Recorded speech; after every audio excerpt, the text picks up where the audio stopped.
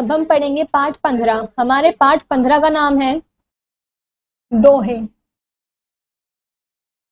काल करे सो आज करे सो अब, कल में परले होएगी, भौरी करेगा कब। इस दोहे से कबीर हमें समझाना चाहते हैं कि जो काम हमें कल करना है वो हमें आज कर लेना चाहिए, और जो काम हमें आज करना है वो हमें अभी कर लेना चाहिए।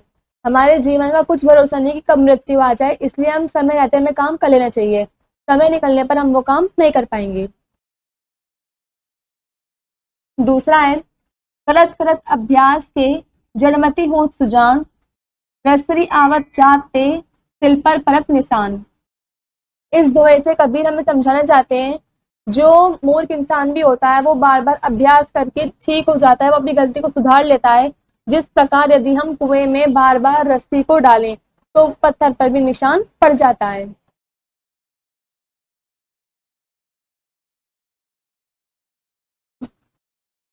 थर्ड दोहा है, दया धर्म का मूल है, पाप मूल अभियान, तुलसी दया न छोड़िए, जब लग घट में प्राण।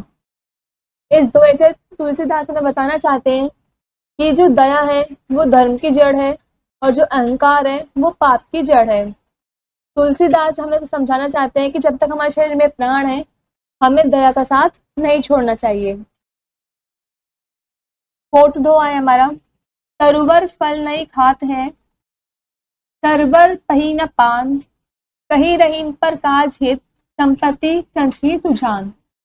इस दोहे में रहीम हमें समझाना चाहते हैं कि जो बड़े पेड़ होते हैं वो अपने फल स्वयं नहीं खाते हैं, और जो सरोवर होते हैं वो अपने पानी भी खुद नहीं पीते हैं। तो इस दोहे में रहीम हमें समझाना चाहते हैं कि जो लोग ठीक होते हैं उन्हें अपनी संपत्ति को दूसरे लोगों के लिए समर्पित कर देना चाहिए।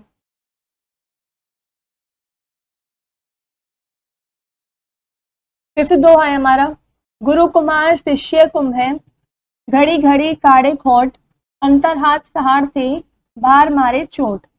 इस दोहे में कबीर हमें समझाना चाहते हैं कि जो गुरु है वो बिल्कुल कुम्हार की तरह है, और जो शिष्य है वो घड़ी की तरह है।